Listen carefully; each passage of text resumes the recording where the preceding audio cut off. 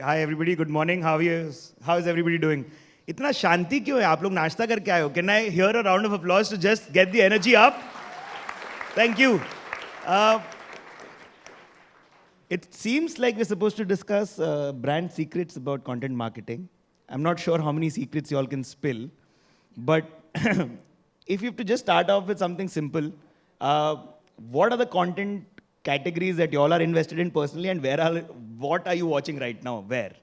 You can go just by the virtue of this whole panel. Anybody can start.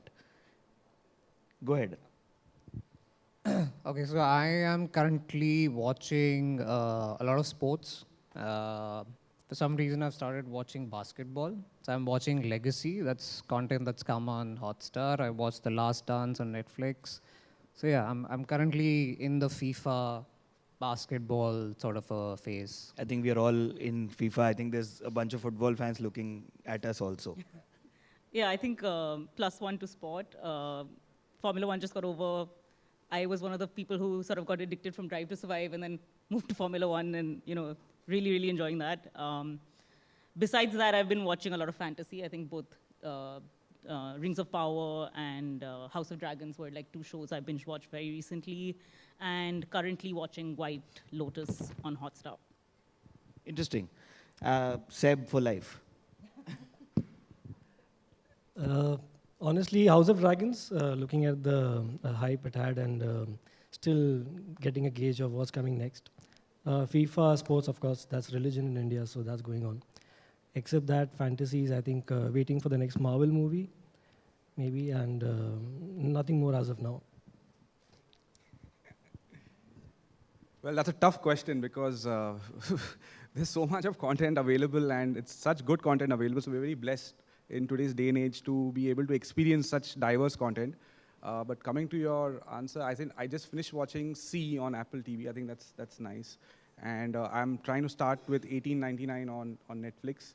But I'd like to recommend watch Severance on Apple TV. It's a mind-boggling show. I loved it. It got too dark at one point for me. I think sports, of course, after what happened with us in the World Cup, थोड़ा bilateral series पे we're trying to get back our respect on.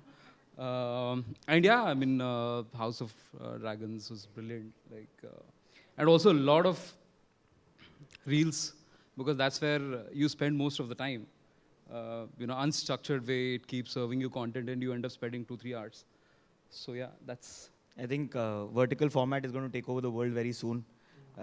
We may have a vertical film also coming out that comes to you all on your palette and we have to serve it to the audiences. But what is the kind of content mix you're looking at when you're trying to market a new series or a film that's coming? Or what kind of content would you expect as folks who are also the audiences? Where do you think, would you see something that's in the digital marketing mix for somebody and convince you to kind of convert to watching it? If from the platform standpoint and from an audience standpoint, you can answer. And Gauri, you can start. I think one perpetual question of where to reach the audience has always been sort of ever evolving, thanks to one more point that we're going to discuss, the ever-changing algorithms. Like you sleep, wake up in the morning and the algorithm has changed, so what you have prepared for might not be working anymore. So that sort of keeps us on the toes in terms of transition from what happened to reels. I think we're reading somewhere India only does about 6.5-7 million reels a day. That's like insane, thanks to smarter, cheaper devices, greater internet adoptions. But yeah, ultimately for marketers, I think most of the, my friends in the panel would believe, it's all about catching the consumer wherever the consumer is.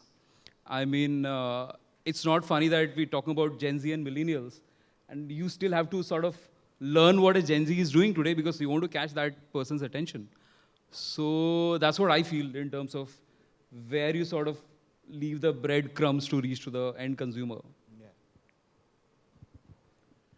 Yeah, it's all depends at the point of time that you want to catch hold of your audience, at what time you want to entrap them. There is a lot of content that's made post-lunch. You know that people would want to binge on something for 2 minutes, 3 minutes, so you would want to post something at that point of time, and audiences at that point are looking out for something because it's post lunchtime, you just want to take it easy, you started the day early probably. So I think those are really nice high spikes that I have seen, and I get to see some really cool cat videos at times, or see a sheikh sitting with a tiger and boasting about it. So it's pretty interesting. I think UGC is not. I think we just touched the tip of the iceberg because TikTok is still, we don't see much of TikTok right now. Maybe next year something might happen. So a lot of platforms are going to take advantage of that, and yes, vertical videos is ready, I think. Absolutely right. I think a lot of vertical formats are working, and what I feel is that now a lot of products, brands, and also for content marketing, rather than talking about secrets, I think the brands have discovered the secret. I think it's not more about hygiene anymore. It has nothing to do with something which is very doctored, which looks very cliche. I think it's more about how it relates to the user. So from a user perspective, I would say that something which is, which has a real hero inspiration, because in Bollywood, say, in every actor or any influencer, blogger, we see that typical hero who doesn't die at the end. But for a user, I would say that we want to look at a hero which actually, I wouldn't say dies like the movie Ranjana, but someone who is relatable to me.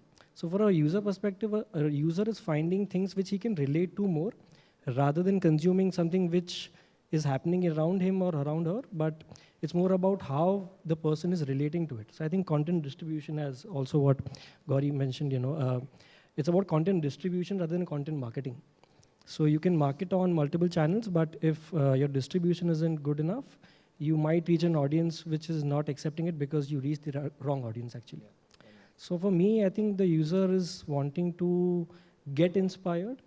And for personally, in my opinion, what is working right now and what brands have discovered is the secret of relating to the user's life and then maybe selling the product to him or her, which is going to make more difference, because it's about the product which is going to give you a solution through the content marketing rather than just selling it because you can sell it.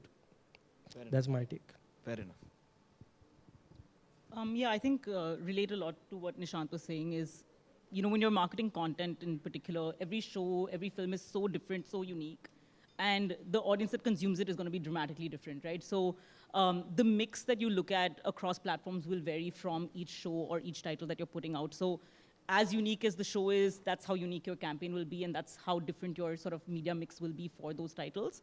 So if it's a mass, blockbuster with the biggest faces, this needs to be out and out everywhere. It's going to be playing on your theater screens because you're trying to pull that audience. If it's a YA, young, very Gen Z kind of show, it has to be on Instagram. It has to be on, platforms that they're consuming.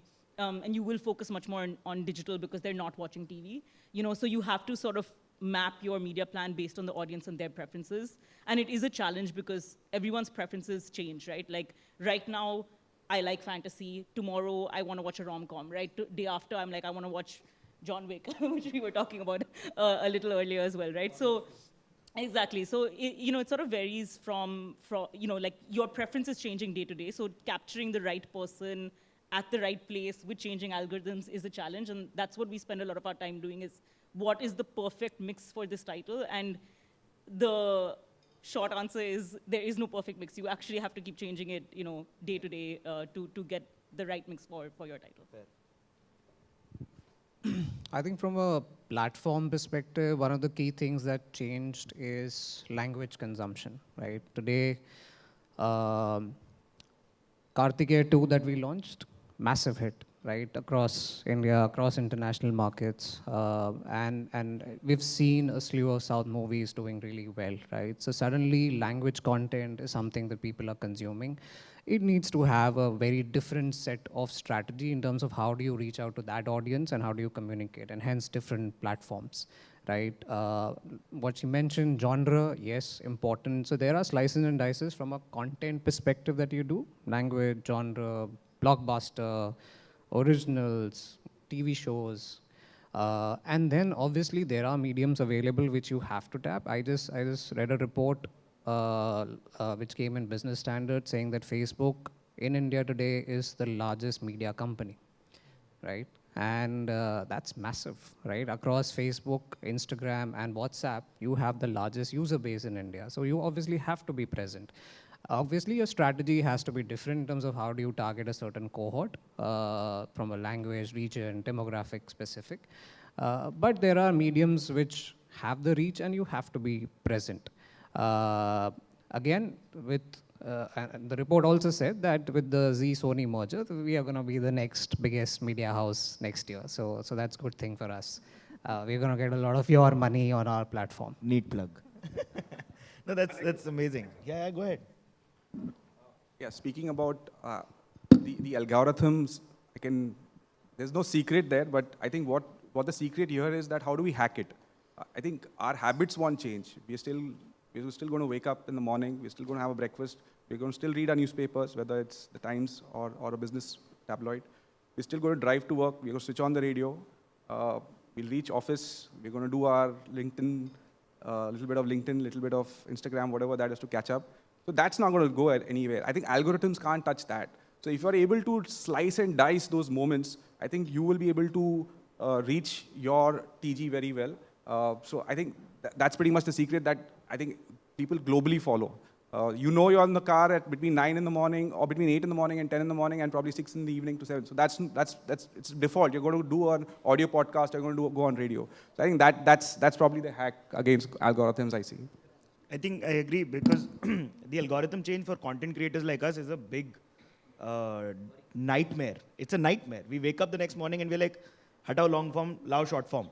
You know, and we're long form people and we love long form. But the thing is habit formation. I know at least 10 other millennial friends who've given up on the newspaper. So they've completely moved digital. We are all consuming our stuff. But what's interesting is the Facebook consumption. Like our parents are there. So sometimes we are also there. And a lot of our tier 2, tier 3 friends are also there. You know, Facebook is still very big, even though they may lay off X number of people and do whatever they're doing. But there will still be a template, right? I mean, like you're all also talking to a lot of C-suite internally. They still want a certain khancha, jisme bithate hain na hum log cheezein. So like, is there ever a definitive khancha that you're saying that you will definitely do, let's say outdoor for the larger films, or do influencer mix, or do content, or do just display? Is there ever a khancha, and is there a flat lay model, or is there none? It's always dynamic. Yeah, it's can't be a straight one jacket size fits all. You have to think TTL. If you're going only display, you're going to burn your money. There's no ROI on that. So you have to look at engagement. You have to look at, okay, even if I'm putting something on television or newspaper, if 5 people come and don't tell me that, you know what, I saw your ad or discusses about your creative, it's not got any eyeballs. So I think you can't be restricted to just one medium. You have to break the queue. I think good question, क्योंकि एक खाचा वाला concept आता ही है कि लोगों को लगता है कि इतना outdoor कर दो, इतना print कर दो, digital में influencers open कर दो. But the thing is, there's a gradual shift of marketers from being a cost function to a revenue function. Yeah. Marketers are no more like, you have this much budget and you got to spend. Correct. Thanks to digital and tracking mechanisms that we have these days. Is it also the pandemic's effect somehow? It is also the pandemic's effect. That's right. I mean, whatever pandemic has done in terms of many lives lost and all of that, but the streaming revolution has kick-started to 5-10 years. I mean, if pandemic wouldn't have happened, I don't think the kind of numbers we are sitting in India today with sort of 9,700 million subscriptions, I don't think that would have been possible. I mean, it has pushed back us to our living rooms to an extent that habit formations, of course, and that appointment viewing has also changed. So yes, definitely no khacha, no one template fits all. It's all a ROI-driven sort of activity that all of us are doing now. And we'll get more sharper in terms of counting our dollars or monies or whatever currencies we are playing in, than saying ki, nahi mujhe I want to take the biggest billboard in Bombay for my, I don't think that works. I mean, if your audience isn't on the road and watching that billboard, why would I even take that billboard? I mean, it doesn't make sense. Fair enough. So I think somewhere though we say that there is no khacha per se, but I think digital somewhere has created that khacha, where now in any media mix you need to have a Google and Facebook or an Insta, and that has to be part of it. Traditional media, yes, has impacted in a big way. So that is now not part of the khacha. Okay, I don't want to launch a content with a big splash on Times of India or with an innovation. I may not even want to do an outdoor, but I think digital is now the first mode of communication because one, it gives you instant ROI. Second, you can tweak campaigns on the go. You can manage a lot of things on the fly, and that helps the to keep our bosses and everyone happy because you are ensuring that you're not spending enough and not getting that kind of ROI. So for sure, I think digital and social is now, I think, part of the khacha for sure, where you are spending because you are getting ROIs. Correct. I think Tara had something to say. Yeah, I think just to add to what everyone's saying, we already know no, it's not a one-size-fits-all kind of model, but you are also dealing with expectations of some of the biggest producers, filmmakers who are used to a different kind of approach when it comes to theatrical, right? Like theatrical releases are going to go all out. They start much earlier. So a lot of it is actually setting expectation of how consumer behavior changes with streaming, right? We promote a lot post the show's release. We see the reaction of how audiences are reacting to titles and sometimes promote much later. Theatrical is focused much more on launch weekend and opening numbers, right? So all of it is sort of built up to that opening weekend, and then you sort of forget about something that's releasing in a theater. So I think a lot of it is still also educating the market as to why you're doing it in the manner that you are, right? And if you have conviction in terms of how you're structuring that out, you will always have people who will eventually understand, what you're sort of bringing to the table. For a lot of the platforms, you're bringing a very, very different member base. We've all spoken about it in terms of like where our audiences sit. They're not sitting in India. It's not, you don't have to physically take them to a theater, right? You can so a lot of it is actually in your product itself, right? So really making them understand what your product itself is bringing for their title helps, right? Like we've seen an RRR explode around the world as a show, as a film, which you haven't seen happen for a South title in the past, right? Yeah. So I think those are the kind of things that we need to do more of, both for our bosses as well as the industry folks that work with us, right? So it's sort of like really spending that time convincing them is just what I wanted to add. Yeah, and I hope RRR gets us a medal. Yeah. So I think agreeing to everyone, but I think sometimes, in my opinion, I've seen that it's about, rather than the khacha, I think it's more about the timing. So if you have the right timing with the right set of digital assets or any outdoor, like right, what Gauri said, that if it's a cricket match, you can't invest into WOH, you can't invest into hoardings, you can't invest into pamphlets because people are going to be consuming it differently. So I think rather than the khacha or a template, I think now people have started, and I'm talking about brands and overall individuals as well, a lot of people have started investing in the right time to market it. Because if you market it at the right time, through the right channels, that becomes your template, which you can either use it this time, maybe in the next time. But again, as you said, it's a dynamic world. So digital and social, as Krunal said, that it will always be the platform to catch the user. But I think, in my opinion, the timing is more important, which would become your template. True, but the thing I remember 2 years ago is moment marketing was so huge, and like everybody was talking about how quickly has somebody reacted like an Amul would have. But that's sort of muzzled, and I don't see as much happening. Are you all looking into moment marketing at all, or is that not a part of your ball game anymore, or is it too dynamic? I don't know. So honestly, so just like the Bollywood hero we have, so everything relates to Bollywood because in India, cricket and Bollywood are the only things which we consume like a religion.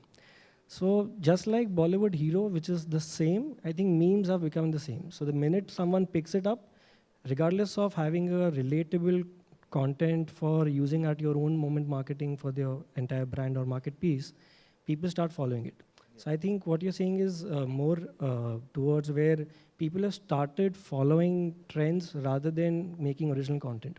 That is where even the head of Instagram, Muzeri, conveyed that the algorithm has changed because if everyone follows one respective trend, then how are we going to engage other set of users? because there are also 90% of other people on the platform which are using and consuming every type of platform differently. So I think it's more about making sure, so I think algorithm change, a lot of people hate it, but in my opinion, I think that is necessary, because if you don't change the algorithm, the hero would remain the same. True. What do you all have to say about moment marketing? I think moment marketing was always there. Amul has been doing it fantastically well, and so is Fevicol. Shabang has taken the mandate, I think, and they're doing a great job with Fevicol. Zomato and Durex, again, they're not far behind. In fact, Zomato wants to say something every 1 hour, I guess, about our meals and Began And ka on push bharta. notifications. Exactly. So yeah, so I don't think, I think moment marketing will be there, and it's a great way to engage with audiences. If I take a step back and look at news platforms, well, we are living in the moment all the time. You have to be there breaking the story and trying to get as much traffic or get as many people to tune in.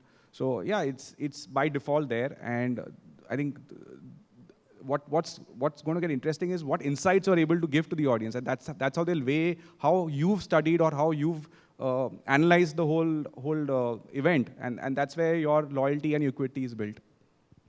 True. Gauri was about to say something. I think moment marketing is here to stay. Like Zakir Khan says, moment hai to hai. उस पे capitalize करना है. And also how these small spikes that you see through moment marketing is the one that eventually builds up the brand personality as well. I mean, you don't have to really wait for a big launch to go out and say कि हम ये launch कर रहे हैं, whatever. But these small things that you get into people's life, that sort of shapes a personality that you look at a brand in deciding कि ये brand कैसा है. Like, is this a cool friend that I go to, or is this a big brother or sister I want to go to? So I think these sort of moments also bring those spikes in defining the brand personality as well, and how the consumers sort of perceive you. Just to understand from a perspective, since we're creators and you all are at the back end and doing stuff a lot of times, do shows, yeah, we are also creators. All of you all are also creators. But then I'm on the job. Like right now I'm going to be late for a shoot. So like, how important does a Bombay Journey or a Curly Tales, a Sunday Brunch, or any of these talk shows become for you in your marketing mix, you know? Because like you said, they leave a deeper impact. They leave a different kind of affability attachment with the audiences. So, you know, I'm attached to this person because of the journey information that I just got from this show. So like, are those a part of your mix? Are you thinking about spending? What is the zone in that?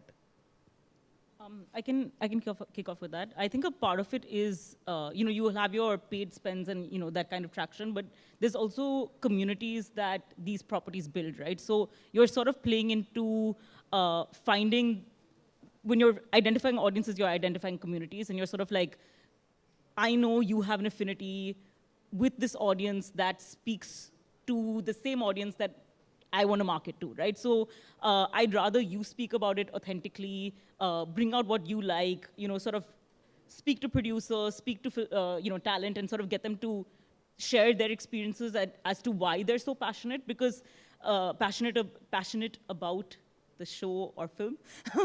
To slow myself down sometimes. But yeah, I think the part is sort of like bringing out that essence, because it was something we were all talking about, you know, prior to this as well, which is talent is excited, right? Like if somebody is sort of part of a film, they're your biggest marketing tool, right? Get them out there, get them to speak to people, and excitement is infectious, right? So as soon as somebody's excited about something, it kind of gives you that sense of FOMO, making you also want to experience that same thing. So I think those properties are you know, it's part of the essential mix that he was talking about. You know, YouTube is a no-brainer. You don't even think about it as a tool to promote, and similar for you know, content creators, communities, and things like that. So I think today, especially content creators have become so important because today consumers do not want ads to be bombarded at them, right? I don't want to see ads. That is the reason why YouTube Premium is there, because I mean, we are fed up of the ads that come, and I don't want to see, right? Somebody lecturing me on take my class and all of that, I don't want, right? So somewhere subscription is coming in, and that is where the reason why marketeers are also looking at opportunities where I can connect with the audience. I don't want to push my brand where the consumer doesn't want to come and watch my content. And that is where content creators come in, because you all have a loyal base. you'll have a certain sense of what your audience want, and you'll obviously are now equipped to understand, okay, what your consumers will like, even from a brand plug-in perspective, right? And we somewhere see that as a good match. And obviously, there are content creators across categories. So basis my understanding of the content which is there and what kind of consumers will consume, I can then dissect, right? Okay, maybe a content creator maybe a Zakir Khan works for me for this kind of a content, whereas a different content creator works for something like that. And that's why brands also are now looking at opportunities where it's seamless integration rather than me spending marketing monies and where consumers are then moving to subscriptions or blocking my ads, right? So I also don't want to do that. Fair enough. So speaking from a branded content domain, I think the best thing brands can do is create content with us and put on your YouTube settings where no ads are allowed, because you're anyway trying to create an experience for the audiences. So that's one secret that brands can pick up, where you deactivate the ads button when you're publishing a content piece. We hope that happens. I think content pieces like Bombay Journey and all of them give the audience an opportunity to understand and know the journey of the star better. That bridges the gap between real life and real life.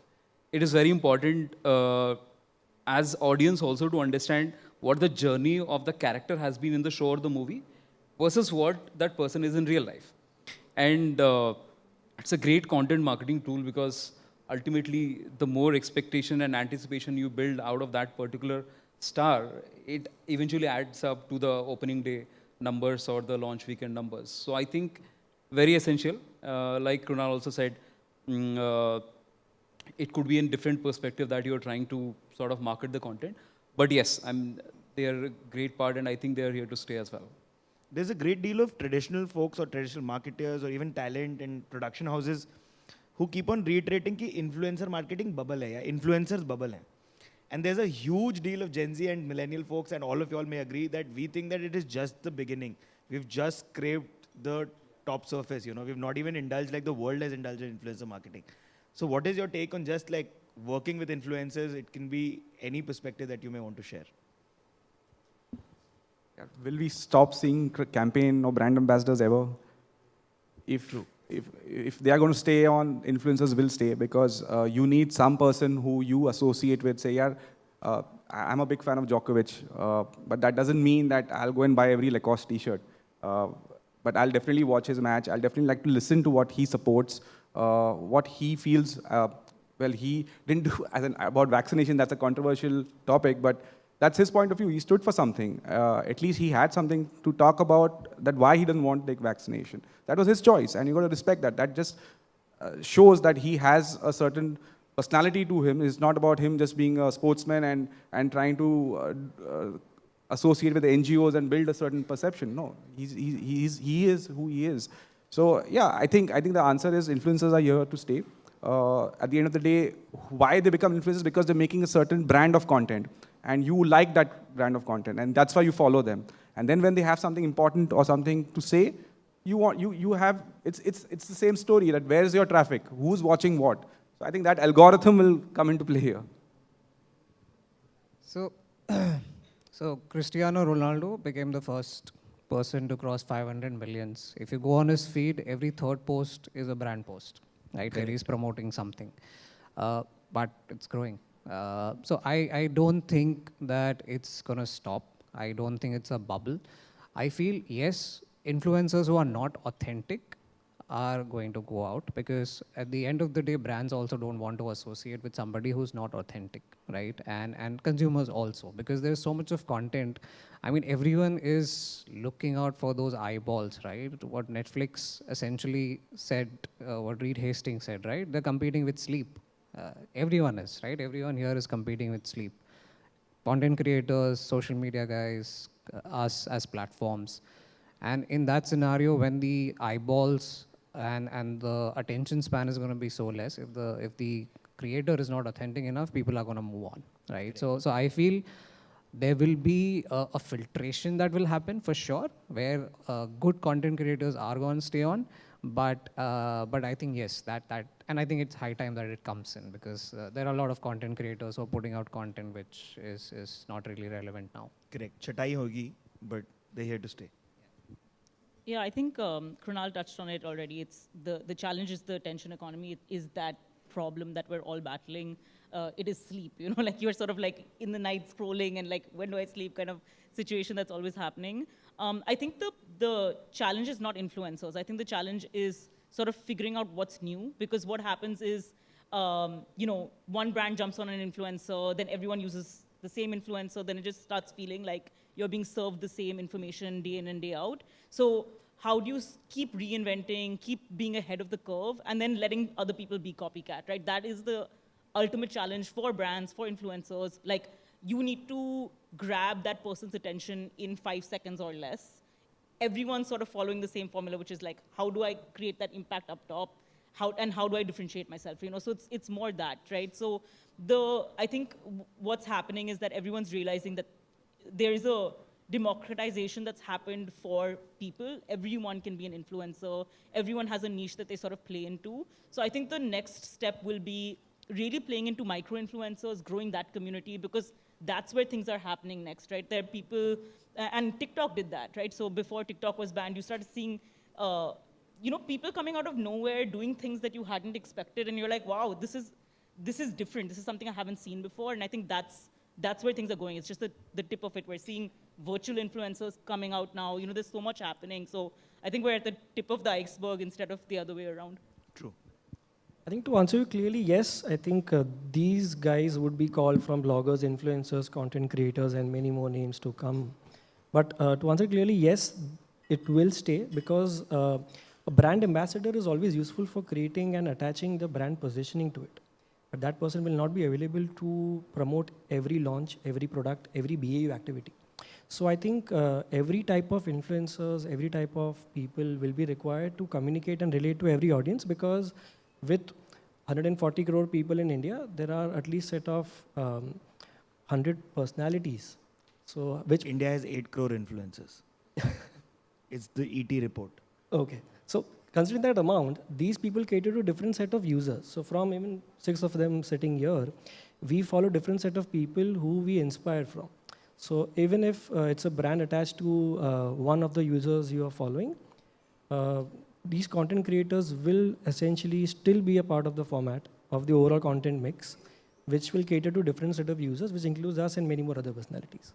So your marketing mixes are going to go expansive, and like your Excel sheets are going to get really weirdly longer. What I wanted to add is that it's not about the influencer, but what you do with the influencer. The best example that I can immediately think of is Van Damme, what he did with the Volvo trucks. I still get goosebumps when I look at it. Look at Red Bull. They want to capture that whole experience, somebody jumping from, I don't know, from space. It's unbelievable stuff that they do. So I think it's very important to understand what you want to do with the influencer, what you want to do with that ambassador. I would be very interested to know what Virat Kohli would be doing after 10 years. What kind of content would he be creating? Yes, commentating probably is the easiest, so he's so well spoken. But because he's so big on fitness, it'll be very interesting what kind of content a brand would probably Puma would make with him. Maybe somebody else would be sponsoring, maybe Bata would be sponsoring, and what kind of content they would be making at that point of time. So I think what you do with the influencer is very crucial. Fair enough. Influencer and the economy is going to stay. It's because it's both-sided. The platforms are also making sure that number of influencers increase. Meta is creating platforms which are conducive for people from all over the world to sort of create and have their own niche. And brands will reach out to those people, like we were talking about, micro-influencers and all. They are here to stay, because it's not necessary that I have an A-lister in my campaign. It has to resonate to the audience that I'm finally reaching out to. So till the time there are platforms or support systems for influencers to sort of rise, it will always be there. But yes, there will be consolidation. We're all ROI-driven marketers here. We eventually see how many comments and engagement happen on the reels or the stories and all. So there will be consolidation. But this economy of the influencer economy, I think that's done great for people who could not have that sort of an access. And hence it will keep on surging in times to come as well. Thank you. I think we've had some crazy good views and interesting perspectives here.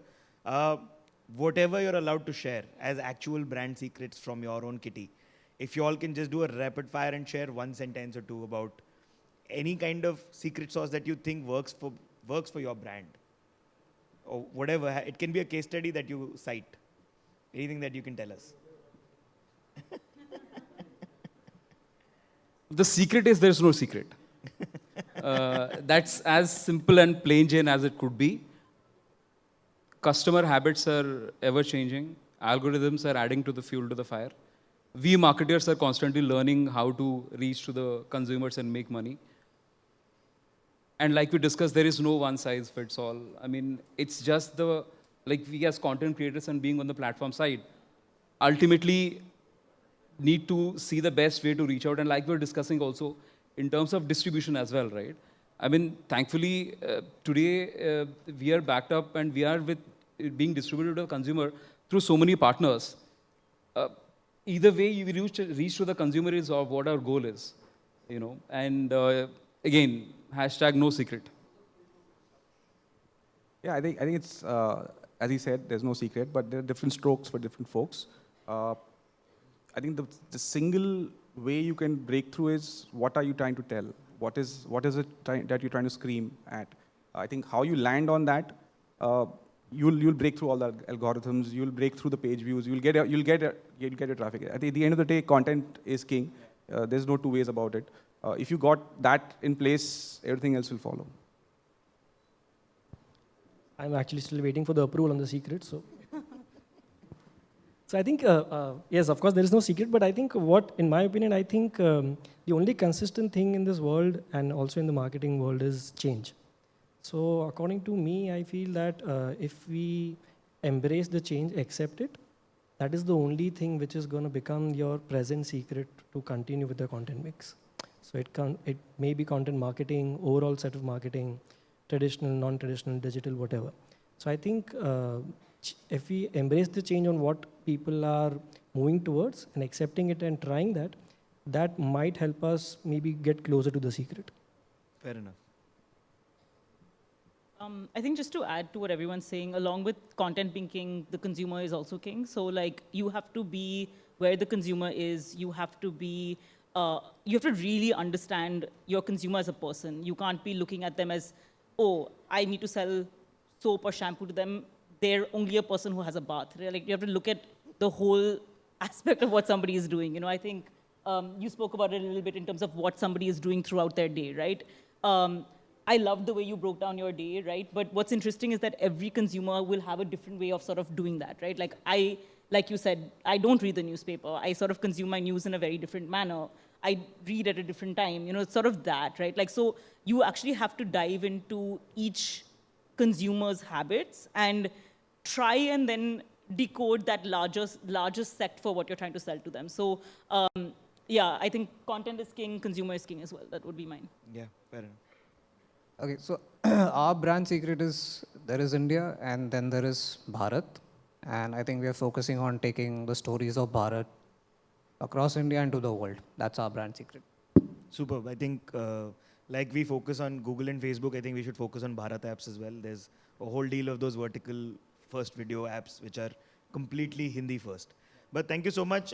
Thank you, World Marketing Congress, for giving us this platform and having us all talk about it. Great chat, folks. We'll connect and thank you so much.